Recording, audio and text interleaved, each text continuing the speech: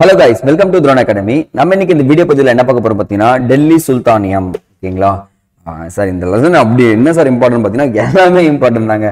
எதுலையுமே நம்ம இம்பார்ட்டன்ட் இல்லைன்னு சொல்ல முடியாது. ஏன்னா அரசர்கள் பற்றி பார்ப்போம். அப்போ டெல்லி சுல்தானியம்னா என்ன அப்படின்றத ஃபர்ஸ்ட் நான் உங்களுக்கு எக்ஸ்பிளைன் பண்ண போறேன். இதுல சில வம்சங்கள் இருக்கும். ஓகேங்களா, ஒரு 5 வம்சங்கள் எடுத்துக்கலாமே. ஓகேங்களா, அப்போ அடிமை வம்சம். ஓகேங்களா, அடிமைனா என்னன்னு சொல்லி தர போறேன். ஓகேங்களா, அடிமைக்கு அப்புறம் கில்ஜி வம்சம். கில்ஜி வம்சம்னா என்னன்னு சொல்ல போறேன். ஓகேங்களா, அடுத்தது துக்ளக் வம்சம். துக்ளக் வம்சத்தை என்னென்ன பண்ணியிருக்காங்கன்றதையும் நான் சொல்ல போறேன். அதுக்கப்புறம் சையத் வம்சம், கடைசியா லோடி வம்சம். ஓகேங்களா, மொத்தம் இந்த வம்சங்கள் அனைத்தையும் நான் என்ன பண்ண போறேன் பார்த்தீங்கன்னா, உங்களுக்கு சொல்லி தர போறேன். இதுல என்ன இம்பார்ட்டன்ட் பார்த்தீங்கன்னா, ஒவ்வொரு வம்சத்தையும் நிறுவியவர் ஒருத்தர் இருப்பாரு. அவங்க செஞ்ச சில ரீஃபார்ம்ஸை மொத்தமா உங்களுக்கு என்ன பண்ணிடுறேன்னு பார்த்தீங்கன்னா கொடுத்துட போறேன். அப்போ இதை வச்சு ஒரு கொஸ்டின் கேட்டிருந்தாங்க தெரியுங்களா, வம்சங்களை வரிசைப்படுத்துக அப்படின்னு சொல்லிட்டு கேட்குறப்போ இது எல்லாமே இருக்குன்றத சொல்கிறேன். ஓகேங்களா, அப்போ லைன் பை லைனாக என்ன பண்ணிக்கலாம், அழகாக கதை மாதிரி கேட்டுட்டு வந்துட்டே இருந்தால் போதும். சரிங்களா, நீங்கள் வேறு எதுவுமே பண்ண தேவையில்லைங்க. அழகாக நோட்ஸ் மேக் பண்ணிவிட்டு நான் சொல்கிறத கதையாக கேட்டுட்டிங்கனாலே போதும். இயர்ஸ் நான் சொல்கிறத இம்பார்ட்டன்ட் நோட் பண்ணிட்டா இன்னும் சூப்பர். சரியா, ஓகேங்க.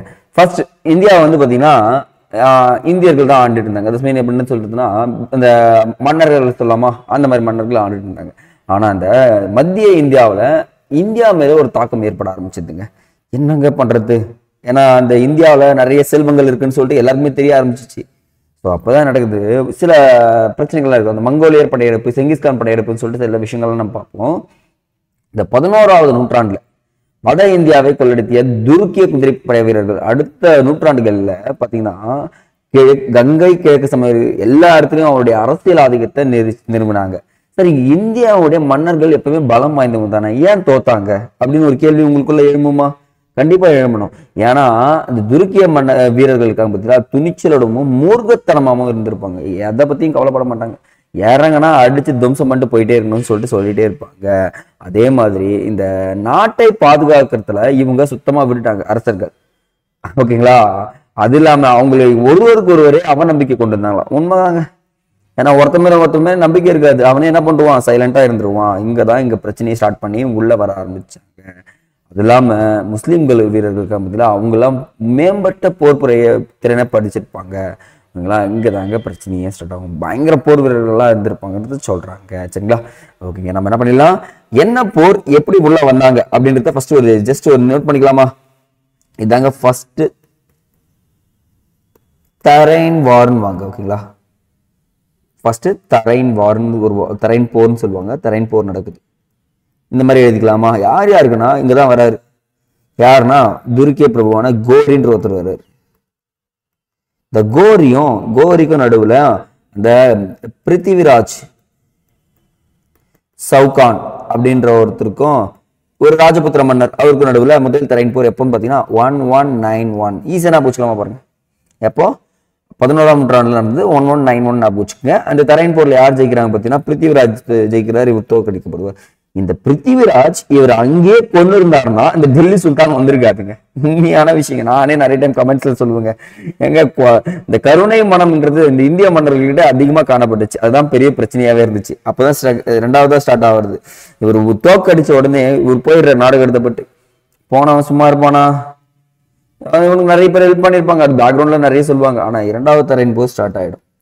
ஓகேங்களா, இரண்டாவது தரைன் போர் 1192 அடுத்த வருஷமே வரும்போது சேம் கோரிக்கும் விஎஸ் பிருத்திவிராஜ் சவுகானுக்கும் நடக்குதுங்க. யார் ஜெயிப்பாங்க பார்த்தீங்கன்னா இந்த இடத்துல கோரி ஜெயிச்சிருவாரு. சூழ்ச்சியால் இவர் பிருத்திவிராஜ் சவுகான் தோற்கடிக்கப்படுவார். அப்ப இரண்டாவது தரைன் போரில் வெற்றி பெற்றவர் யாருன்னு பார்த்தீங்கன்னா முகமது கோரி. ஓகேங்களா, அப்பதாங்க உள்ள வரார். இதுதாங்க ஹிஸ்டாரிக்கல் பேக்ரவுண்ட். அப்போ கோரி தான் வந்து ஃபர்ஸ்ட் பார்த்தீங்கன்னா இந்தியாவில் உள்ள வராருங்க. உள்ள வந்து துவம்சம் பண்றாரு எல்லாரையும். பிருத்திவிராஜா பிடிச்சி சிறையை பிடிச்சி கண்ணை நோண்டி வச்சுக்கிறாரு பக்கத்துலேயே. நீ அவனை என் கூட கடைசி வரைக்கும் இருறான்னு சொல்லிட்டு வச்சுக்கிறாரு. ஆனா குறிப்பிட்ட காலத்துல கோரியை சத்த உடனே இவரும் இறந்து விடுவார். பிருத்திவிராஜ் சவுகானை சாவடிச்சிருவாங்க. ஓகேங்களா, அந்த 2 நாளும் மரணமும் ஒரே மாதிரி இருக்கும், ஒரே நாள்ல இருக்குமா, அதான் வந்து சொல்றாங்க. ஓகேங்களா, அப்ப இந்த 2 தரைன் போர் நோட் பண்ணி வச்சுக்கோங்க. எக்ஸாம் பாயிண்ட் ஆஃப் வியூல ரொம்ப ரொம்ப முக்கியம். எழுதுலாம் எழுதிருங்க தயவு செஞ்சு சொல்றேன். சரிங்களா, மிஸ் பண்ணிடாதீங்க. நெக்ஸ்ட் நம்ம பார்க்க போறது ஃபுல்லாக வம்சங்கள் தான் பார்க்க போறோம். ஒவ்வொரு வம்சமும் இது வந்து ஹிஸ்டாரிக்கல் பேக்ரவுண்ட் தெரிஞ்சுக்கிட்டா போதுமானது. எக்ஸாம் பாயிண்ட் ஆஃப் வியூல ரொம்ப ரொம்ப முக்கியங்க அப்படின்னு சொல்லி போறேன். ஓகேங்க, பார்க்கலாமா. ஒவ்வொன்றா மியூசிக்கோட பார்க்கலாம். அடிமை வம்சம். ஓகேங்களா? நம்ம சொன்ன பத்தியா கோரி உள்ள வந்தோன்னு என்ன பண்ணிருக்காரு, கிட்டத்தட்ட அடிமை வம்சம் பாருங்க, நோட் பண்ணுங்க இயர 1206 இருந்து 1990 வரைக்கும் இருக்காங்க. முஸ்லிம்களின் ஆட்சி யாரோட நூற்றாண்டில் நிறுவப்பட்டதுன்னா முகமது கோரியால் தாங்க முஸ்லிமோட ஆட்சி நிறுவப்படுது. ஆனா இவர் பாருங்க, இவர் அடிமை வம்சத்தை தோற்றுவிக்கவில்லை. ஏன்னா இவருக்கு மகன்கள் கிடையாது. மகன்கள் இல்லாத காரணத்தால பண்டகன் எனும் ராணுவ பணிக்காக விலைக்கு வாங்கப்பட்ட அடிமைகளை வச்சிருப்பாரு. இந்த பண்டகன்னா இந்த ராணுவ பணிக்காக விலைக்கு வாங்கப்பட்ட அடிமைகள். அப்ப பண்டகன்னா என்ன சொல்லுன்னு பாத்தீங்கன்னா பாரசீக சொல்லுன்னு குறிக்கும். ஓகேங்களா? அந்த அடிமைகளை வச்சிருப்பாரு. அந்த அடிமைகள்ல 2 அடிமைகள் ரொம்ப நல்லவங்க. யாருக்கு? கோரிக்கு. ஒண்ணு வந்து பாத்தீங்கன்னா குதுபுதீன் ஐபக்னு சொல்லுவாங்க, இன்னொன்னு பக்தியார் கில்ஜின்னு சொல்லுவாங்க. இவங்க 2 பேருமே ரொம்ப ரொம்ப நல்ல அடிமைங்க. இதுல குதுபுதீன் ஐபக் என்ன பண்ற பாத்தீங்கன்னா, நீ என்ன பண்ற, ஆளுநர் பதவியில இருந்துக்கோ அப்படின்னு சொல்லிட்டு ஆளுநர் பதவியில வச்சுட்டு இந்த சுல்தான் நிலைக்கு அடுத்த உயர்த்திடுவார். அவர் எப்பன்னு பாத்தீங்கன்னா, கோரி இங்கிருந்து பிருத்திவிராஜ் சௌகானை கூட்டிட்டு போயிடுவாரு. நீ டெல்லியை லாகூரை பார்த்துக்கோ, நான் டெல்லியும் பார்த்துக்கோன்னு சொல்லிட்டு கிளம்பிடுறாரு. கிளம்பின உடனே யோசிக்கிறாரு. இங்க பாருங்க, 2 ஆளுநர்கள் சொன்னேன், குதுபுதீன் ஐபக் ஒண்ணு, பக்தியார் கில்ஜி ஒண்ணு. இந்த இடத்துல பக்தியார் கில்ஜிய வங்காளத்துக்கு அமைச்சிடுறாரு. லாகூரையும் டெல்லி நீ வச்சுக்கன்னு சொல்லிட்டு குதுபுதீன் ஐபக் கிட்ட சொல்லிடுறாரு. போறாரு. போயிட்டே இருக்கிறப்போ மரணம் அடைஞ்சிடுறாரு. கோரி மரணம் அடைஞ்ச உடனே என்ன ஆயிடுச்சுன்னு பாத்தீங்கன்னா, அவரின் அடிமையான குதுபுதீன் ஐபக் இந்தியாவிற்கு, நோட் பண்ணுங்க, அரசனாக அறிவித்துக் கொள்கிறார். அப்போ அடிமை வம்சத்தை அடிக்கல் நாட்டியவர், அடிமை வம்சத்தை நிறுவியவர் யாருன்னா இவர் தாங்க. ஃபர்ஸ்ட் பாயிண்ட் நோட் பண்ணுங்க. அடிமை வம்சத்தை நிறுவியாரு குதுபுதீன் ஐபக். அப்போ நான் அரச மரபு மம்முலுக்கு என்று அழைக்கப்படுங்க. என்ன சார் மம்முலுக்குன்னு பாத்தீங்கன்னா அரேபிய வார்த்தையில அடிமை என்று பொருளாங்க. அரேபிய வார்த்தையில என்ன பொருள்? அடிமைன்னு பொருள். அப்போ குதுபுதீன் ஐபக் வந்து பாத்தீங்கன்னா அந்த அடிமை வம்சத்துல ஒரு 3 தலை சிறந்த அரசர்கள் இருப்பாங்க. நோட் பண்ணுங்க அந்த அரசர்களை. செகண்ட் பாயிண்ட்ல குதுபுதீன் ஐபக், சம்சுதீன், இல்துமிஷ், கியாசுதீன், பால்பன், இவங்க 3 பேருமே இருக்காங்க. 3 பேருமே மாபெரும் சுல்தான்களா இவங்க ஃபியூச்சர்ல அறியப்பட்டாங்க. 3வதா பாருங்க, கிட்டத்தட்ட இங்க பாருங்க, இங்க நான் பார்த்திருப்போம் அடிமை வம்சத்துல ஒரு 80 ஆண்டுகள் 84 ஆண்டுகள் ஆட்சி பண்ணியிருக்காங்களா. இதுதாங்க இன்ட்ரோடக்ஷன். நிறுவியவர் ஐபக், 3 அரசர்கள் இருந்தாங்க, 84 ஆண்டுகள் ஆட்சி பண்ணியிருக்காங்க. 1 by 1 ஒவ்வொரு அரசரை பத்தியும் நம்ம என்ன பண்ண போறோம்னா டீட்டெயிலா பார்க்க போறோம். அவங்க செஞ்ச சில விஷயங்கள் பத்தியும் நம்ம இங்க பேச போறோன்றது தான் உண்மை. ஓகே, பார்க்கலாமா? குதுபுதீன் ஐபக் அவருடைய ஆட்சி காலம் வெறும் 4 ஆண்டுகள் தான். ஏன்னா இவரை லாகூர்ல விட்டு போனோடனே தலைநகரை ஃபர்ஸ்ட் தின மாத்துறாரு. எங்க பார்த்தீங்கன்னா ஆட்சி ஃபர்ஸ்ட் அங்கதான் வச்சு செயல்படுறாரு. ஆனா அந்த ஆட்சி என்ன பண்ணிடுறாரு, பின்பு டெல்லிக்கு மாற்றுகிறார். எனக்கு டெல்லி தான் வேணும்னு சொல்லிட்டு போயிடுறாருங்க. அந்த டெல்லியில போயிட்டு செயல்திறன் மிக்கவராக செயல்பட்டு பல பகுதியை கைப்பற்றாரு. கழகங்களை அடிச்சு ஒடுக்குறாரு. முக்கியமா அந்த மத்திய மற்றும் மேற்கு சிந்து கங்கை சமவெளி பகுதியில் இருக்காங்க பார்த்தீங்களா, இவரே போய் போர் புரிஞ்சு பல பகுதிகளை கைப்பற்றுறதா இங்க குறிப்புகள் கூறப்பட்டிருக்க பாருங்க. அதே மாதிரி கீழே கங்கை சமவெளி இருக்கு பார்த்தீங்கன்னா, பீகார், வங்காளம், அந்த பொறுப்பை யார்கிட்ட கொடுத்துறாருன்னா பக்தியார் கில்ஜி கிட்ட கொடுக்குறேன். இங்க நான் சொல்லியிருப்பேன், குப்தர்கள் எடுக்கிறப்போ நாலந்தா பல்கலைக்கழகத்தை டெஸ்ட்ராய் பண்ணது யாருன்னா பக்தியார் கில்ஜி. இவர் தாங்க அங்க போயிட்டு முதல்ல நாலந்தா பல்கலைக்கழகத்தை உடைச்சிடுறாருங்க. அப்போ இந்த இடத்துல இந்த பாயிண்ட் வந்து செகண்ட் பாயிண்ட். ஓகேங்களா? தேர்ட் பாயிண்ட் பாருங்க, இவர் என்ன பண்றாருன்னா டெல்லியில குவத் உல் இஸ்லாம் என்ற மஸ்ஜித், குவத் உல் இஸ்லாம் மஸ்ஜித் என்ற பழமையான மசூதியை கட்டுறாரு. இதாங்க இந்தியாவிலே மிக பழமையான மசூதியாக கருதப்படுகிறது. அப்ப குவத் உல் இஸ்லாம் மசூதியை கட்டியவர் யாருன்னா இவர் தான். ஓகேங்களா? ஃபோர்த் பாருங்க, குதுப் மினாரை அடிக்கல் நாட்டினவர் இவர் தாங்க. என்ன பண்றாரு, நான் குதுப் மினாரை கட்டுறேன்னு சொல்லிட்டு நோண்டி அடிக்கல் நாட்டிடுவார். பட் ஆனால் அவரால் முடிக்க முடியல.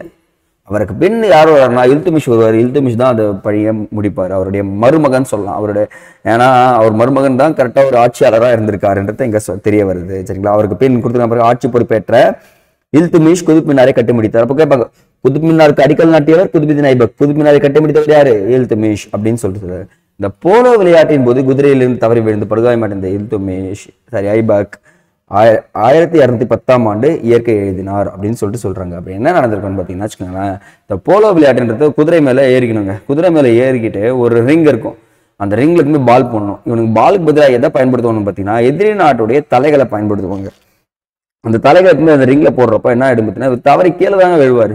கீழே விழுந்தோடனே ஸ்பாட் டெட் அடைஞ்சிருவார். அங்கே ஆக்சுவலாக ஸ்பாட் டெட் தான் சொல்லுவாங்க. ஸ்பாட் டெட் இருந்தோடனே அவர் இறந்த உடனே அவருடைய மகன் ஆட்சி பொறுப்பு சரியா வகிக்க மாட்டார். இதை பயன்படுத்தி இல்துமிஷ் என்ன பண்றாரு பார்த்தீங்கன்னா உள்ள வந்து ஆட்சி பொறுப்பை ஏற்றாரு. அப்போ குதுபுதீன் ஐபக்கை பத்தி இவ்வளவு தெரிஞ்சுக்கிட்டா போதுமானது. இன்னும் நிறைய இன்ஃபர்மேஷன் இருக்கு, பார்ப்போம். அது மாதிரி இங்க வரல குவத் உல் இஸ்லாம் மசூதி அப்படின்னு சொல்லிட்டு ஒரு மசூதி இருக்கு பாருங்க. அந்த மசூதியோட அழகு சிறப்பம்சம் பாருங்க. இந்தியாவிலே மிக பழமையான மசூதின்னு கேட்டாங்கன்னா குவத் உல் இஸ்லாம் மசூதின்னு சொல்லிட்டு சொன்னா போதுமானது. சரிங்களா? சரிங்க, அடுத்ததான் நம்ம பார்க்க போறது இல்துமிஷ். இல்துமிஷோட விஷயம் என்னன்னு பார்த்தீங்கன்னா, அவருடைய ஐபக்கின் அவருக்கு ஒரு மகன் இருந்திருக்காரு, ஆரம் ஷான்றவர். அவர் ரொம்ப திறமை கிடையாது. அப்போ அங்க துருக்கிய பிரபுக்கள் இருப்பாங்க பார்த்தீங்களா, அந்த பிரபுலாம் வந்து சொல்றாங்க, இல்துமிஷ் நீ ஏன் வந்து அந்த இடத்த பிடிக்கூடாது, ஏன்னா நீ தான் சரியான நிர்வாகம் செய்வேன்னு சொன்ன உடனே அப்படியே டக்குன்னு தூக்கி இடத்த பிடிச்சிக்கிறாருங்க. இல்துமிஷ் அது மட்டும் பண்ணலைங்க, கலகக்காரர்களே சுத்தமா ஒடுக்குறாரு, ஒடுக்கி கட்டுப்பாட்டை வச்சுக்கிறாரு. அது இல்லாம அவருடைய ஆட்சியின் போதுதான் இந்த மங்கோலியர்கள் சொல்லக்கூடிய செங்கிஸ்கான் தலைமையில் இந்தியாவின் எல்லை பகுதிகள் அச்சுறுத்தப்பட்டது. ஏற்கனவே செங்கிஸ்கானால் தோற்கடிக்கப்பட்டு ஒருத்தன் விரட்டடிக்கப்பட்டிருப்பான். அவன் பேர் என்னன்னா குவாரிஜம் ஷா ஜலாலுதீன் என்பவர். ஓகேங்களா, ஜலாலுதீன் வர்றாரு, வந்து இந்த மாதிரி எனக்கு ஒரு அடைக்கலம் கொடுப்பா, எனக்கு நீ என் கூட இருந்தனா நம்ம என்ன பண்ணலாம், செங்கிஸ்கானை தோற்கடிச்சிடலாம் அப்படின்றாரு. ஆனா இல்துமிஷ் யோசனை விஷயம் பாருங்களேன், அவருடைய வேண்டுகோளை ஏற்கவே இல்லைங்க. ஏன்னா நான் அவங்க ஏற்றுட்டு நான் அடுத்து செங்கிஸ்கான் மங்கோலியர்கள் எங்க தாக்குவான்னு பார்த்தீங்கன்னா என்னதான் தாக்குவான். இதெல்லாம் எனக்கு இந்த பிரச்சனையே வேண்டாம் அப்படின்னு சொல்லிட்டு விட்டுறாரு. ஓகேங்களா, அப்போ செங்கிஸ்கான் படையெடுப்பில் இருந்து தப்பியவர் யாருன்னு கேட்டாங்கன்னா நீங்க யார் சொல்லலாம், இல்துமிஷை சொல்லலாம். இது மட்டுமா நடந்துச்சு, இந்த மங்கோலியர்கள் தாக்குதல் மேற்கொண்டால் அதை எதிர்கொள்வதற்கு ஒரு குழுவை உருவாக்குறாருங்க. ஏன்னா அந்த குழுவில் இருக்கவங்க எல்லாம் பிரபுக்களாகவும் இருப்பாங்க, நல்ல எக்ஸ்பீரியன்ஸ் கேண்டிடேட்டாகவும் இருப்பாங்க. அந்த குழுக்கு பேரு சகல்கானி அல்லது 40 பேரை கொண்டது குழு, 40 நோபல்ஸ்ன்னு சொல்லுவாங்க.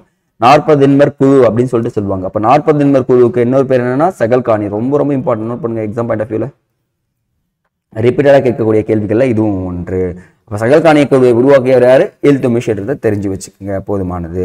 அப்போ இல்துமிஷ் படைகளுக்கு பணியாற்றியவர்களுக்கு எப்படி கொடுக்குறாருன்னா நிலங்களை வழங்குறாரு. நிலங்கள் எப்படி அழைக்கப்படுதுன்னா இக்தாக்கள் என அழைக்கப்படுகிறது. நோட் பண்ணுங்க, ரொம்ப ரொம்ப இம்பார்ட்டன்ட் பாயிண்ட்.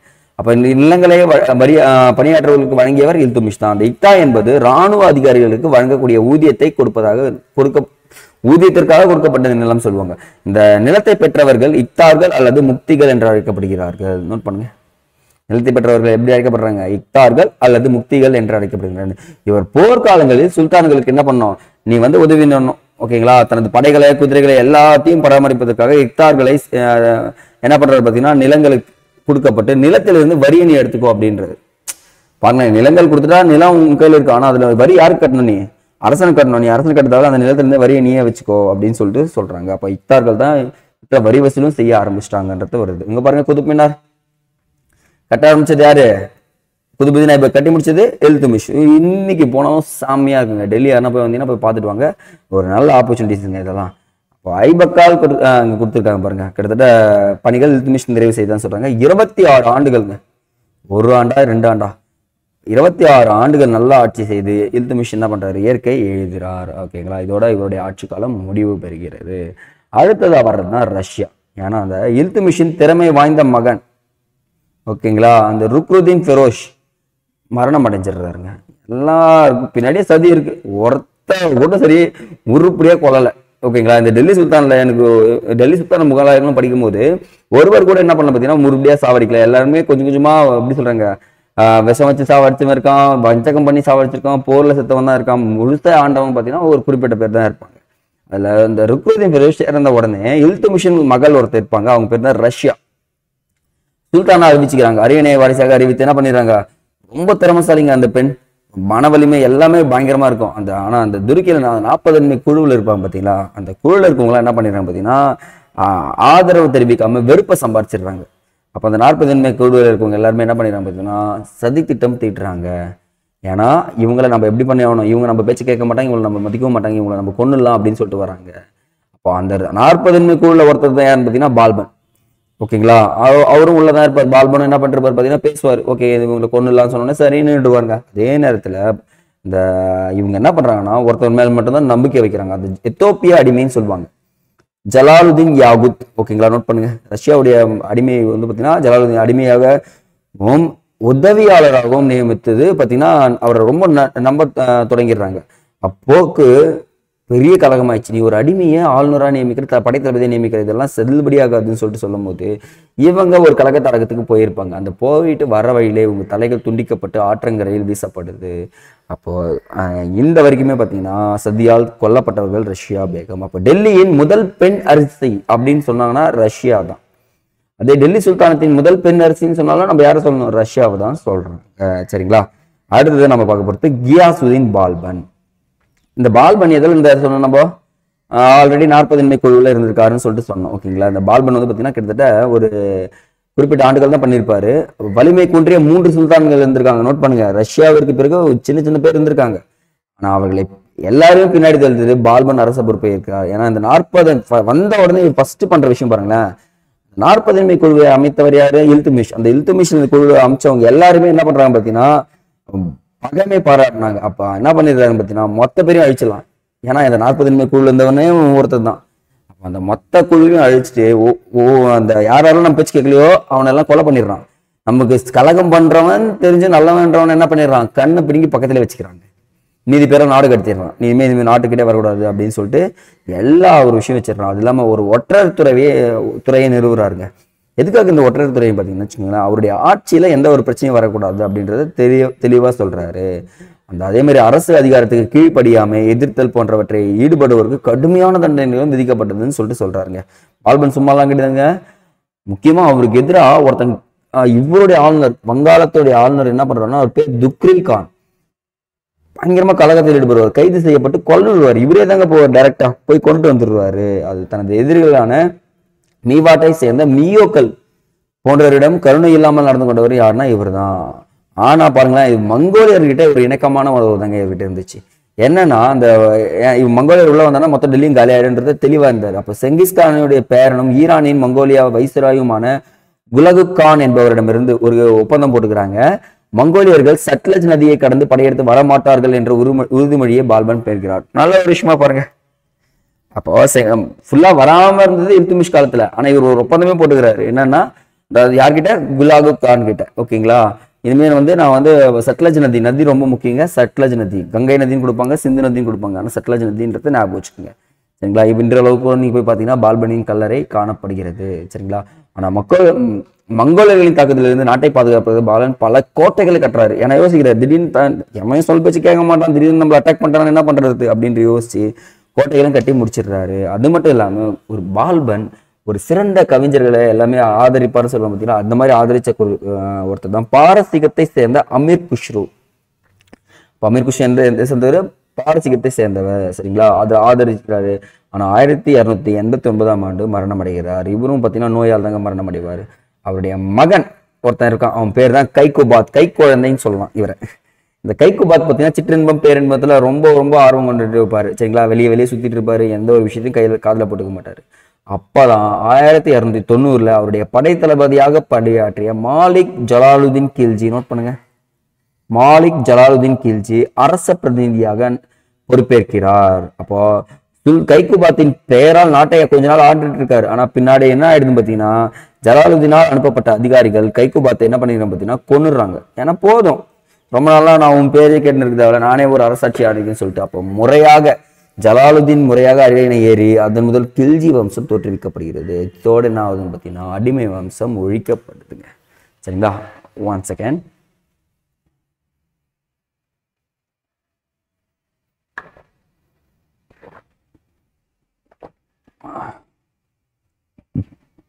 ஓகேங்க, இதுல இருந்து என்ன வம்சம் தோற்றுவிக்கப்படுகிறது?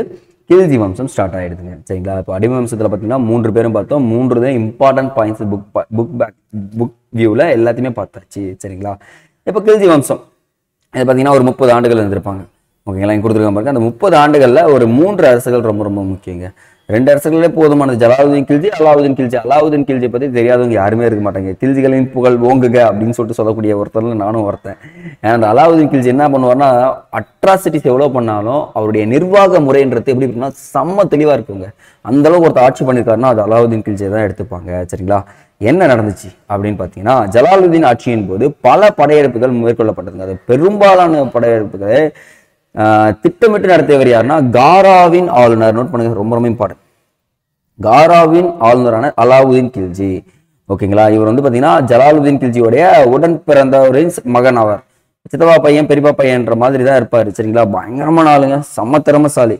ஓகேங்களா, ஆனா இந்த இடத்துல இந்த மேப்ல சொல்றேன் பாருங்க, டெல்லியில இருந்து தேவகிரி இந்த இடத்துல ராமச்சந்திர யாதவ் அப்படின்ற ஒரு அரசனை கதை மாதிரி கேட்டுங்க போய் தோற்கடிச்சு இங்கிருந்து பெரும் செல்வத்தோடு டெல்லிக்கு போறாரு. ஆனா போற வழியில என்ன பண்றாரு பாத்தீங்கன்னா, அவங்களுடைய பிரபுக்கள் இருப்பாங்கல்ல, இவனுக்கு ஆலோசனை வழங்கத்தை இவனை பாதுகாத்து இருப்பாங்கல்ல, அந்த பிரபுக்கள் எல்லாருமே கூப்பிட்டு நீ இனிமே நானும் அரசன், இந்த செல்வத்தை நீ வச்சுக்கோன்னு சொல்லிட்டு ஆளுக்கு கொஞ்சம் கொஞ்சமா பிரிச்சு கொடுத்துட்றாரு.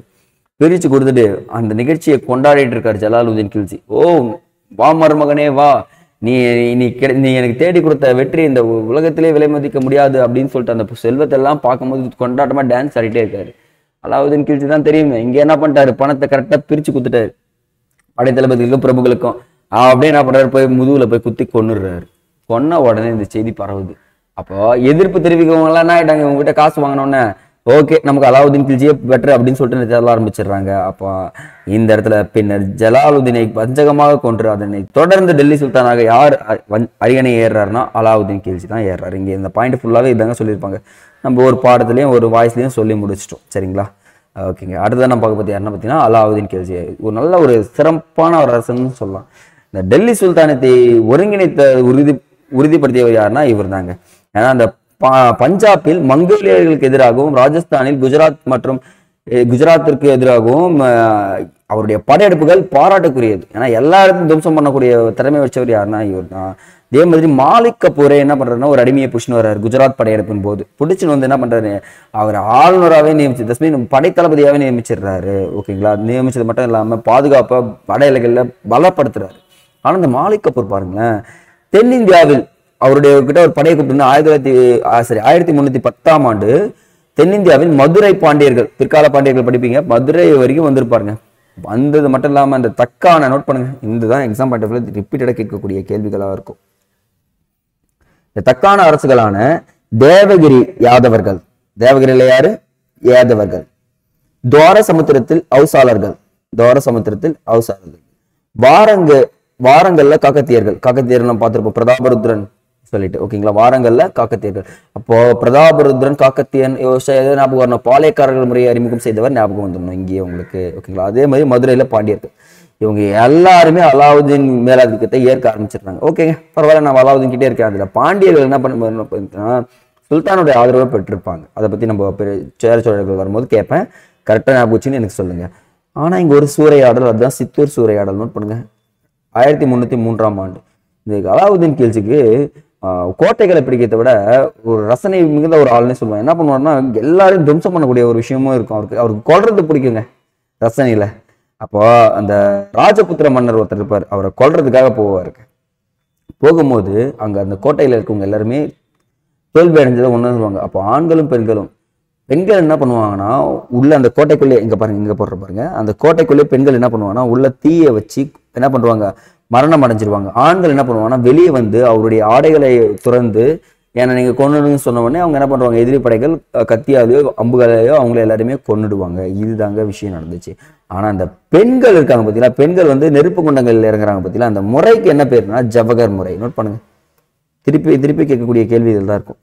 ஓகேங்களா, ஆனா இந்த இடத்துல உண்மையாவே தீக்குளிஞ்சு நிறைய பேர் செஞ்சிருக்காங்க. அதான் பத்மாவதி மூவின்னு ஒரு மூவி இருக்கும். நீங்க ஃப்ரீயா இருந்தீங்கன்னா அந்த படத்தை பார்த்தீங்கன்னா அலாவுதீன் கில்ஜியை பத்தி ஓரளவுக்கு தெரிஞ்சுக்கலாம். சரிங்களா, சரிங்க சார். அலாவுதீன் கில்ஜி இது மட்டும் தான் பண்ண பார்த்தீங்கன்னா அவருடைய படையெடுப்புகள் போலவே அவருடைய நிர்வாகமும் பாராட்டக்கூடியது. ஏன்னா அந்த வேளாண் நிலங்களை ஆய்வு செய்வதற்காக ஒரு குறிப்பிட்ட அளவிலான நிரந்தர வரியை விதிக்கிறாருங்க. கொஞ்சம் கொஞ்சமா என்ன பண்றாரு, விதிக்க ஆரம்பிச்சிடறாரு. வரிகளை வசூல் செய்யும் பணியை ராணுவ அதிகாரிகள் கிட்ட குத்துறாரு. அப்ப என்ன பண்ணுவான், தலையெழுத்து குத்துதான் ஆகணும். ஏன்னா ராணுவ அதிகாரி கிட்ட என்ன இருக்கு, கத்தி இருக்கு போது அவன் நினைச்சா வெட்டிட்டு போயிட்டே இருக்கலாம். அப்ப இந்த நிர்வாக மாற்றத்தால் இந்த உள்ளூர்ல ஏகபோகமா ஒருத்தன் வாழ்ந்துட்டு இருப்பான் தெரியுமா, உள்ளூர் தலைவர்களும் குறுநில மன்னர்களும் அவங்க அணிந்துட்டு அந்த உரிமை போயிடுது. நம்ம இப்ப இந்த இடத்துல யார் எமர்ஜ் ஆக ஆரம்பிச்சிட்டான், ராணுவ வீரர்கள் எமர்ஜ் ஆக ஆரம்பிச்சிட்டாங்க. ஓகேங்களா, அப்போ சில இடங்கள்ல வந்து பாத்தீங்கன்னா டெல்லியில் ஏன்னா இடங்களும் முகாமிட்டு இருப்பாங்களா ராணுவ வீரர்கள், அவங்களுடைய படைப்பிரிவுக்காக கட்டாய உணவு தானிய கொள்முதலை அறிமுகம் செய்கிறாருங்க. அப்போ கொள்முதல் விலையை நீயே எடுத்துக்கோ, அது சுல்தானால் நிர்ணயம் செய்யப்படும் விலை மட்டும் அப்படின்றத இங்க சொல்றாங்க. அப்போ வரியாக வசூலிக்கப்பட்ட தானியங்கள் அனைத்துமே பண்டகச்சாலை, நோட் பண்ணுங்க, தானிய களஞ்சியம் சொல்லக்கூடிய பண்டகச்சாலையில போய் சேர்த்து வைக்கிறாங்க. அப்போ தனது புதிய சட்டத்திட்டங்கள் நடைமுறைப்படுத்துவதை உறுதி செய்வதற்காக ஒற்றர்களை நியமிக்கிறாங்க. ஏன்னா ஒற்றர்கிட்ட போயிட்டு நான் இந்த சட்டத்தை அமல்படுத்த போறேன், மக்களுடைய கருத்து எப்படி இருக்குன்னு சொல்லிட்டு போய் கேட்டணும் அப்படின்வாங்க. அந்த கருத்தெல்லாம் கேட்டு இவர் திருப்பி என்ன பண்ணுவாரு, சட்டத்தை அமல்படுத்துவாரு. மக்களுக்காக பார்க்கவே மாட்டாரு. ஏன்னா அரசன் எப்பவுமே என்ன பண்ணுவான், சட்டத்தை மட்டும் தான் பார்ப்பான். அது நியாயமா மக்களுக்கு போய் பார்க்குதான்றத இவர் தெளிவா இருந்தாருங்க. ஆனா இந்த அலாவுதீன் கில்ஜி 1316 இயற்கை எழுதினார். அவருடைய வழித்தோன்றர்கள் அவர் என்ன பண்ணிடுறாங்க பார்த்தீங்கன்னா அரசாட்சியை தக்க வைத்து தெரியல. அப்பதான் கியாசுதீன் துக்ளக் என்பவர் அதிகாரத்தை கைப்பற்றி துக்ளக் வம்சத்தை நிறுவுறாரு. அப்போ இந்த இடத்துல அடிமை வம்சமும் காலி ஆயிடுச்சு, கில்ஜி வம்சமும் காலி ஆயிடுச்சு. பாருங்க, அடி வம்சத்துல 3 பேர், கில்ஜி வம்சத்துல 2 பேர் பார்த்தாச்சு. இதுல பார்த்தோம்னா நம்ம ஒரே ஒரு 2 பேர் பார்க்கலாம். ஒன்னு முகமது பின் துக்ளக், இன்னொன்னு ஃபெரோஷா துக்ளக். இவங்க 2 பேருமே துவம்சம் பண்ணியிருப்பாங்க டெல்லியை, பல விஷயங்களை பண்ணியிருப்பாங்க. ஆனா இதுல ரொம்ப ரொம்ப பாதிக்கப்பட்டது யாருன்னா இந்த முகமது பின் துக்ளக் தான். அவர் ஏன் அந்த மாதிரி ஆனாரு அப்படின்ற உங்களுக்குள்ள ஒரு கேள்வி இருந்துச்சுன்னா அந்த கேள்விக்கான மொத்த விடையும் இன்னைக்கு கிடைச்சிருன்றதை நான் சொல்றேன். தண்ணி குடிச்சிட்டு வந்துடுறேன், வெயிட் பண்ணுங்க.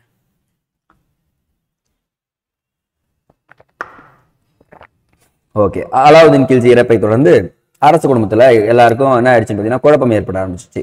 அவற்றை மீட்பதே கியாசுதீன் பெரும் பணியாக இருந்துச்சுங்க.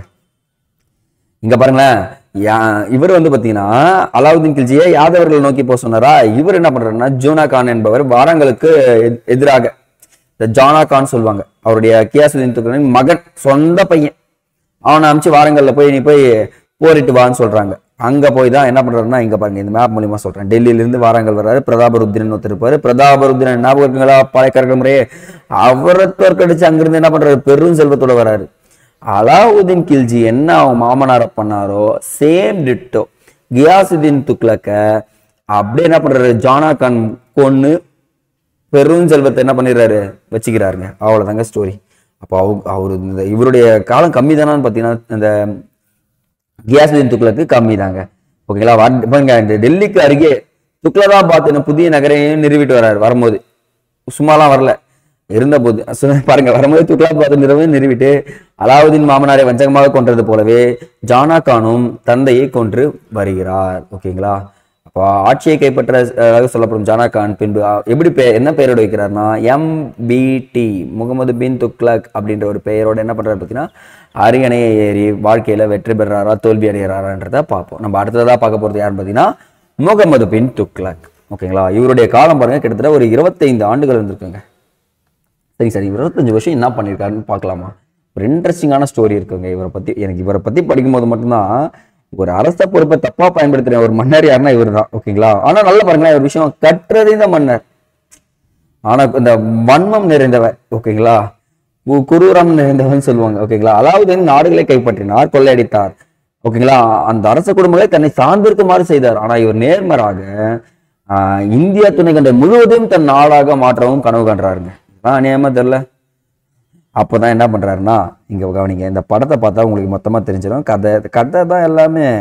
அந்த கதையை சொல்ற விதம் பாருங்க. இங்கிருந்து இந்த பகுதி தேவகிரி. முதல் விஷயமே வாங்கடா நம்ம என்ன பண்ணலாம், கேபிட்டலை சேஞ்ச் பண்ணுவோம்னு சொல்றாருங்க. என்னது கேபிட்டல் சேஞ்சா, சரி வரங்க ஐயா உங்க கூட அப்படின்னு சொல்றாரு. ஆனா உங்க விஷயம் என்னன்னா, டெல்லியில இருந்து யார் யாரெல்லாம் வரலையோ அவங்க எல்லாரும் கொன்றுவன்றாரு, சவுக்கரி கொடுக்குறாரு. இந்த ஊனமுற்றவர்கள் உடல்நிலை சரியில்லாம இருக்காங்க பாத்தீங்களா, அவங்களையும் பாத்தத்தை கொண்டுடு, ஏன்னா அவங்களால எந்த யூஸுமே கிடையாதுன்னுறாரு. இங்க வர வழியில உணவு காலியா போச்சு. போறாரு, போய் அங்க போய் தங்குறாரு. தௌலதாபாத் என்ற ஒரு விஷயம் பாக்குறாரு. நகரத்தை நிறுவறாரு தேவகிரியில. தேவகிரி பேரை என்ன மாத்துறாரு, தௌலதாபாத்ன்னு வச்சிடறாரு. தௌலதாபாத் நிறுவிட்டு பாக்குறப்போ சரி ஓகே இது திட்டம் தவறான திட்டம்னு சொல்லிட்டு ஒண்ணு இருந்து இங்கிருந்து திருப்பி எங்க போறாரு, டெல்லிக்கு போறாரு. இது தேவையா உனக்கு? திருப்பியும் போற வழியில என்ன ஆயிடுச்சுன்னா பாதி பேர் செத்துறாங்க. பாருங்களேன், வர வழியில கால்வாசி காலி, இங்க ஒரு கால்வாசி காலி, மொத்தமா பாதி பேர் காலி ஆயிடுவாங்களா? 1000 பேர்ல என்ன ஆயிடுறாங்க பாத்தீங்கன்னா 500 பேர் காலி ஆயிடுறாங்க. 500 பேர் தான் கூட போறாங்க. இது எவ்வளவு பெரிய மிகப்பெரிய மோசமான திட்டம்னு பாருங்க. ஆனா இந்த இடத்துல ஃபுல்லாவே இங்க கவனிங்க. எஸ், டெல்லி திரும்பிய போது மொரோக்கோ நாட்டு பயணி, அவர் பேர் வந்து பாத்தீங்கன்னா இபுன் பதோதா, அவர் சொல்றாரு, டெல்லியை அடைந்த போது அது காலியாக கைவிடப்பட்டதாக ஆனால் குறைந்த அளவு மக்களுடன் இருந்ததுன்னு சொல்றாங்க. ஏன்னா பாதி பேர் தான் அங்க இறந்து போயிட்டானே, அவன் இங்க முழுசா இங்க இருக்க போறான்னு சொல்லிட்டு சொல்லுவாங்க. அப்போ டெல்லியில இருந்து தௌலதாபாத் நடந்து சொல்ல 40 நாட்கள் ஆகுங்க. இந்த பெரும்பாலான மக்கள் ஒளிந்து கொண்டிருந்ததுன்னு சொல்லிட்டு சொல்லுவாங்களா, அதே மாதிரிதான் சில வரலாற்று அறிஞர்கள் சொல்லுவாங்க. ஓகேங்களா. அந்த கருத்துக்களை வச்சு அனைத்தும் அழிக்கப்பட்டன. நகரத்தின் அரண்கள், கட்டிடங்கள், புறநகர்கள் எங்கும் ஒரு நாயோ பூனையை கூட விட்டு வைக்கவில்லை என்ற அளவுக்கு முழுமையாக பாழானது என்று குறிப்பிட்டிருந்தார். இவர் போகும்போது சும்மாலாம் போலான்னு சொன்னேன், மொத்தத்தையும் காலி பண்ணிட்டு தான் போனார். அதான் MBT பண்ண ஒரு மிகப்பெரிய தவறாவே இருந்திருக்கு. சரிங்களா. அந்த அலாவுதீன் நிலவரியை தானியமாக வசூல் செய்யும் முறையை பின்பற்றினார். யாருன்னா இவர் தான். இப்போ நிலவரியை என்ன பண்ணிடுறாரு, உயர்த்திடுறாரு. இந்த நிலவரியை பணமாக வேண்டுமென ஆணை பிறப்பிக்கிறார். நோட் பண்ணுங்க, ஃபர்ஸ்ட் டைம் நிலவரியை பணமா கேட்ட அரசர் யாருன்னா எம்பிடி தான், முகமது பின் துக்ளக் தான். இதை கேட்டவொடனே பஞ்ச காலங்கள்ல வேளாண் செஞ்சவங்க எல்லாருமே என்ன ஆயிடுச்சு, கோவம் அதிகமாயிடுச்சு. பஞ்சத்திலேயே நம்மள விட மாட்டானேடா அப்படின்னு சொல்லிட்டு யோசிக்க வச்சு அந்த டைம்ல டக்குன்னு எல்லாமே வேளாண்மையை விட்டு வெளியே போக ஆரம்பிச்சிருக்காங்க. சரிங்க சார், ரெண்டுமே ஃபெயிலியர் ஆயிடுச்சு. மூணாவது என்ன பண்ணலாம்னு யோசிக்கும் போது தான் இந்த காசு கம்மி ஆயிடுச்சு. காசுக்காக என்ன பண்ணலாம்னு யோசிக்கும் போது தான் புதிய நாணயங்களை அச்சிட்டு வெளியிடுறாரு. ஏன்னா கைவசம் வெள்ளியும் கிடையாது. அப்ப என்ன பண்றாருன்னா செப்பு நாணயங்களை அடிச்சு வெளியிடும் போது அந்த டைம்ல தான் நம்ம இம்சையரசன் 23ஆம் புலிகேசி படம் பார்த்திருப்பீங்களே, என்ன பண்ணுவான், இது நீ தயாரித்ததா சொல்லியிருந்த கையை ரெண்டுத்தையும் அப்படி டக்குன்னு உடைப்பார்ல, அதே மாதிரிதான் செப்பு நாணயங்கள் டூப்ளிகேட் செப்பு நாணயங்கள் நிறைய பேர் அடிச்சு வெளியிட ஆரம்பிச்சிட்டாங்க. இதன் விளைவாக பிரச்சனை பெருசாயிடுச்சு. மூணாவது பிரச்சனை, இந்த பிரச்சனையை தீர்க்கிறதுக்கு அவர் என்ன பண்றாரு பாருங்களேன், நீங்க அனைத்து செப்பு நாணயங்களும் கொடுங்க அப்படின்றாரு, நான் உங்களுக்கு வெள்ளி நாணயம் தரேன்றாரு இருக்கிற கையிருப்பை வச்சு. கடைசியா கஜானா காலி ஆயிடுச்சு. நாலாவதும் பிரச்சனை. மொத்தமா 4 பிரச்சனை பண்ணிட்டாருங்க. மொத்த வருவாய் நிர்வாகமும் என்ன ஆயிடுச்சு, சீர்குலைய ஆரம்பிச்சிருச்சு. அப்ப இந்த இடத்துல தோத்துட்டாரு தானுங்க, உண்மையே தோத்துட்டாரு. அதே மாதிரி வெளிநாட்டு வணிகர்கள் வியாபாரத்தை நிறுவியதால் வணிகம் பாதிப்புக்குள்ளானது. உள்நாட்டு வணிகமும் சொல்றாங்க.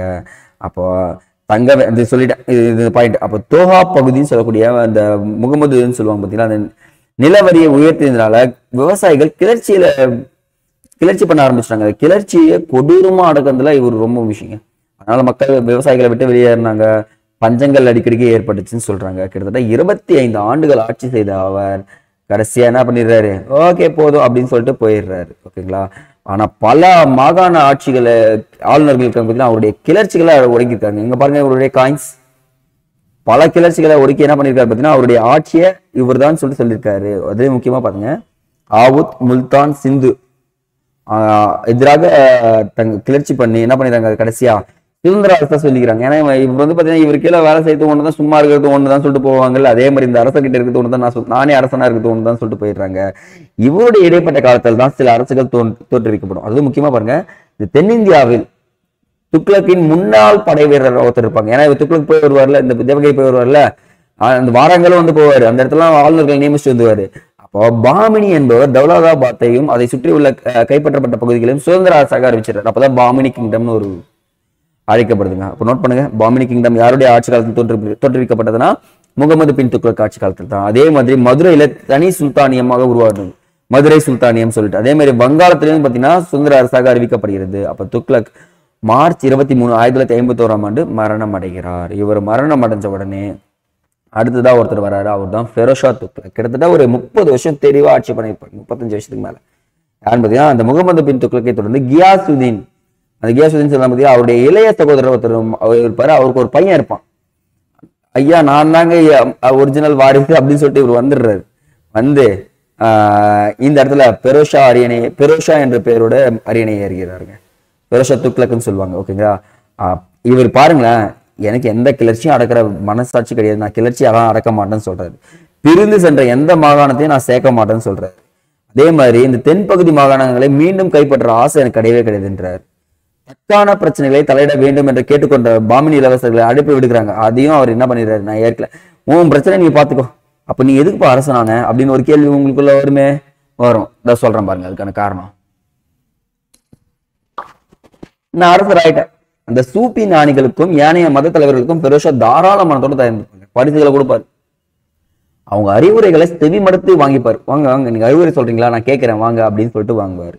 சரிங்களா. இப்படியே போயிட்டு இருக்கும்போது தான் ஏழை முஸ்லிம்களுக்கு உதவுவதற்காக அறக்கட்டளைகளை நிறுவுறாரு. அது மட்டும் இல்லாம கல்லூரிகள், மருத்துவமனைகள், மசூதிகள் ஆகியவற்றை கட்டி பல மனிதாபிமான நடவடிக்கைகளை அவர் மேற்கொள்றாரு. இப்ப புரியுதுங்களா, மற்ற கழகத்தில் ஈடுபட கண்டுக்க மாட்டேன், மற்ற நாடுகளை கைப்பற்ற மாட்டேன், உதவி செய்ய மாட்டேன். ஆனா நான் இங்க என்ன பண்றேன், என்னுடைய நாட்டு மக்களை என்கிட்ட இருக்க இடத்த என்ன பண்றேன், கரெக்டா பாத்துக்கிறேன்னு சொல்றாரு. அது இல்லாம கொடூரமான தண்டனைகளையும் ஒழிக்கிறாருங்க. இந்த மாதிரி தண்டனை எதுவுமே இருக்கக்கூடாது அப்படின்றத சொல்றாரு. விவசாயிகளின் கடன்களை ரத்து செய்து பல நீர்ப்பாசன கால்வாய்களையும் வெட்டியும் வேளாண்மையை மேம்படுத்துறாருன்றது சொல்றாங்க. முக்கியமா 1200 புதிய தோட்டங்களை உருவாக்குறாங்க. தோட்டங்கள் பயங்கரமா ரசிக்கிறார். அந்த அலாவுதீன் காலத்தில் சேர்ந்த 30 பழமையான தோட்டங்களை என்ன பண்றாரு பார்த்தீங்கன்னா சீரமைக்கிறார். ஓகேங்களா. அது மட்டும் இல்லாம சில நகரங்களை நியமிக்கிறார் பாருங்க. ஃபெரோஷாபாத், ஜான்பூர், இசார், அடுத்து வந்து ஃபெரோஷ்பூர் ஆகிய புதிய நகரங்களை நியமிச்சு என்ன பண்றாரு பார்த்தீங்கன்னா ஆட்சி புரியவும் ஆரம்பிச்சிடுறாரு. பேர் மாத்திடுறாங்க நிறைய நகரங்களுக்கு. நல்லா இருந்துச்சு எல்லாமே. அது ஃபெரோஷ்னு வர ஆரம்பிச்சிடும். சுல்தானின் அமைதியான பல முயற்சிகளை என்ன பண்ற பார்த்தீங்கன்னா மேற்கொண்டு அமைதியா மக்களை கொண்டு போறாரு. போர்லாம் கிடையாது, ஜாலியா வாழ்ந்த ஒரு மனுஷன் ஒருத்தாங்க. ஓகேங்களா. ஆனா இவருடைய இறுதி நாட்கள் மகிழ்ச்சி அடைந்ததாக இல்லை. ஏன்னா இவருடைய பையன் என்ன பண்ணிடுறான்னா தந்தைக்கு எதிராக கிளர்ச்சி செய்து கடைசியா 83 இயற்கையை எழுதுறாரு. 83 வயசுல இறந்து போறாரு. பாருங்களேன், என்னதான் பிரச்சனை, எவனா இருந்தாலும் கொள்றீங்க. இந்த அலாவுதீன் கில்ஜியும் கொண்டுட்டான், முகமது பின் துக்ளக்கும் கொண்டுட்டான், கடைசியா ஃபெரோஷா துக்ளக்கும் என்ன ஆயிடுச்சு பார்த்தீங்கன்னா மரணம் அடைகிறாரு சதி கழகத்தார். அப்போ எவன் தான் ஒழுங்கா ஆட்சியை பிடிக்கிறான்னு பார்த்தீங்கன்னா யோசிக்க வைக்குதா இல்லையா? யோசிக்க தான் வைக்கும் அப்படின்னு சொல்றாங்க. அப்புறம் தான் இந்த பாருங்க, இங்க பாருங்க, இதான் துக்ளக் பேரரசு. ஜஸ்ட் தெரிஞ்சுக்கிட்டா போதுமானது. லாகூர், டெல்லிக்கு அகமதாபாத், இந்த தௌலதாபாத்ன்ற ஒரு இடம் இங்கே தான் இருக்குது. தேவகிரி, ஓகேங்களா, அதே பம்பாய், ஓகே, இது கோவா, இது எல்லா பகுதியும் அவங்க ஆட்சி பண்ணிட்டு இருப்பாங்க. இந்த மதுரையில் சுல்தான் பாருங்க, இங்கே டெல்லியிலேருந்து இங்கே வந்திருக்கானுங்க, மனசாட்சியே இல்லாதவங்க. ஓகே, பரவாயில்ல, மன்னிச்சிடலாம், விடுங்க. ஓகேங்களா. ஓகேங்க. அடுத்தது தைமூரின் படையெடுப்பு. நோட் பண்ணுங்க, ரொம்ப ரொம்ப இம்பார்ட்டங்க. கொஸ்டின் கேட்டிருக்காங்க. 1398 இந்த ஃபெரோஷா துக்ளக் மரணம் அடைஞ்சார். கிட்டத்தட்ட 10 ஆண்டுகள் கழித்து தாமர் லைன், நோட் பண்ணுங்க, தாமர் லைன் என்று அழைக்கப்பட்ட தைமூர் டெல்லியை சூறையாடுறார். மனித படுகொலையை அரங்கேற்றுறாருங்க. ஓகேங்களா. மத்திய ஆசியாவில் சாமர்கண்ட் அதை பகுதி சுற்றியுள்ள எல்லா பகுதியிலும் ஆட்சி செய்தவர் தான் பார்த்தீங்கன்னா தைமூர். அவர் வடமேற்கில் வட இந்தியாவில் சில பகுதியை கைப்பற்றி வச்சிருக்காரு. ஆனா இந்த இடத்துல ஃபெரோஷா துக்ளக் இல்லைன்றது கேட்டு அந்த டெல்லி பலவீனமா இருக்குன்றது தெரிஞ்சு 1938 டிசம்பர் மாதம் டெல்லி கைப்பற்றுறார். கொள்ளை அடிக்கிறார், கொலை பண்றாரு. கிட்டத்தட்ட டெல்லியில ஒரு 30-40 நாளைக்கு பிணங்கள் மட்டுமே மிதந்தாவும் அது நாத்தம் தாங்க முடியாம இருந்துச்சாவும் சொல்றாங்க. யாரெல்லாம் பாக்குறாரோ கொள்றாருங்க. இதுக்கு கொள்றாரு, என்ன கொள்றாருன்னு சொல்ல, அங்கிருந்த பெரும் செல்வத்தை கிட்டத்தட்ட தங்கம், வெள்ளி, நகைகள் எல்லாத்தையும் எடுத்து செல்றாரு. அந்த தைமூர் செல்லும் போது சாமர்கண்டில் நினைவு சின்னங்களை கட்ட, இங்க நல்ல கட்டிடக்கலைகள்லாம் பார்த்தவரு, அங்க தச்சு வேலை செய்பவரையும் கட்டிடக்கலை அறிஞர்களையும் மொத்த பேரையும் கைவினை அறிஞர்களையும் மொத்த பேரையும் கூட கொண்டு போயிரு. எவ்வளவு கொடுமை பாருங்க. மொத்த பேரையும் கூட போய் ஜாலியா அவரு அங்க போய் செய்ய ஆரம்பிக்கிறாரு. ஆனாலும் இந்த டெல்லியை சும்மா நீ பார்த்துக்கோ பேரளவுல அப்படின்னு சொல்லிட்டு ஒரு ஆளுநரை நியமிக்கிறார். அவர் அடிமைன்னு சொல்லுவாங்க, ஆளுநர்னு சொல்லலாம். அந்த கிசிர் கான் என்ற பிரதிநிதியை நியமிக்கிறாரு. அப்போ 1414 சையத் வம்சத்தை தோற்றுவித்தது யாருன்னா இந்த கிசிர் கான் தான். நோட் பண்ணுங்க, யாருங்க? கிசிர் கான். ஓகேங்களா. கிட்டத்தட்ட 1414 தோற்றுவித்து 1451 வரை நீடித்ததுங்க. ஏன்னா அந்த அலாவுதீன் ஆலம் ஷா இந்த பதவியை திறந்துடுறாரு. எனக்கு இந்த அரச பதவியே வேணாங்க, கடைசி அரசர், நான் பாட்டு நிம்மதியாக ஜாலியாக இருந்துட்டு போறேன், ஏங்க என்ன வந்து பண்றீங்க அப்படின்னு சொல்லிட்டு சொல்றாரு. ஆனா அந்த பகுதியின் பஞ்சாபின் ஆளுநராக ஒருத்தர் இருக்காரு. அவர் பேர் தான் பகலுல் லோடி. அந்த லோடி என்ன பண்றாரு பார்த்தீங்கன்னா இந்த வாய்ப்பை நான் கரெக்டாக பயன்படுத்திக்கிறேன்னு சொல்லிட்டு கடைசியா என்ன பண்ணிடுறாரு, லோடி வம்சத்தை நிறுவிடுறாரு. அப்போ பகலுல் லோடி தான் வந்து பார்த்தீங்கன்னா லோடி வம்சத்தை நிறுவுறாரு. அப்போ இந்த சையத் வம்சம் இவ்வளோ படிச்சா போதுமா? இவ்வளவுதாங்க இருக்கு, வேற எதுவுமே இல்லைங்க. ஓகேங்களா. அப்போ சையத் வம்சம் தோன்றதுக்கு காரணமா இருந்தவர் யாருன்னா தைமூர் அப்படின்றத தெரிஞ்சுக்கங்க. சரிங்களா. ஓகேங்க. அடுத்ததான் நம்ம பார்க்க போகிறது லோடி வம்சம். இந்த லோடி வம்சத்தை தோற்றுவித்தவர் யாருன்னா இந்த பகலுல் லோடி தாங்க. ஓகேங்களா. அது அவர் தொடர்ந்து யார் அரசு பொறுப்பு ஏற்றாரு, சிக்கந்தர் லோடி. சிக்கந்தர் லோடி அரசு பொறுப்பை ஏற்ற உடனே கலைகளையும் கல்வியும் ஆதரிக்கிறார். ஆதரிச்சு ஆக்ரா நகரை நிறுவியவர் யாருன்னா இவர் தாங்க.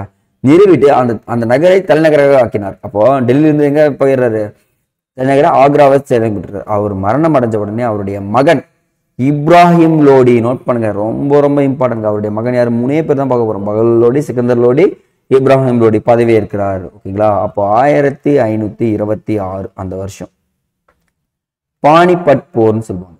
என்ன போர்? பானிபட் போர். இந்த போர்ல இப்ராஹிம் லோடிக்கும் விஎஸ் பாபருக்கும் நடுவுல சண்டை வருது.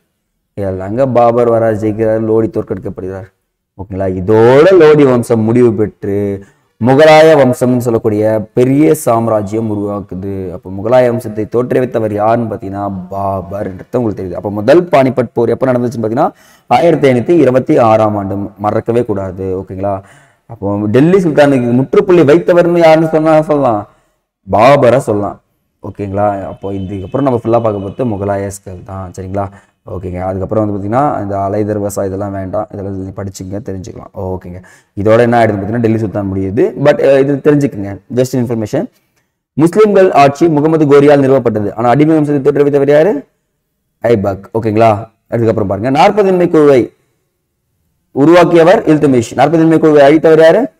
பால்பன். ஓகேங்களா. அப்புறம் முதலாம் பானிபட் போர் 1526. இதெல்லாம் ஜஸ்ட் நீங்க தெரிஞ்சுக்கிறதுக்காக போட்டிருக்கேன். ஓகே, லெசனை தெளிவாக படிங்க, லைன் பை லைன் எந்த கொஷினாக இருந்தாலும் இங்கே ஈஸி அட்டன் பண்ணுற மாதிரி தான் நான் உங்களுக்கு நடத்தியிருக்கேன். இந்த லைன் பை லைன் நீங்கள் ஸ்டோரி பேசிஸாகவும் கேட்டிங்கனாலும் ரொம்ப ஹெல்ப்ஃபுல்லாக இருக்கும். ஏன்னா எக்ஸாம் பாயிண்ட் டைமில் ரீகால் பண்ணிட்டு போனீங்கன்னா இன்னும் பயங்கர ஹெல்ப் பண்ணுன்றதை உங்களுக்கு எக்ஸாமில் தெரியும். ஓகேவா? ஓகே, அடுத்த வீடியோ பற்றி சந்திக்கலாம். நன்றி.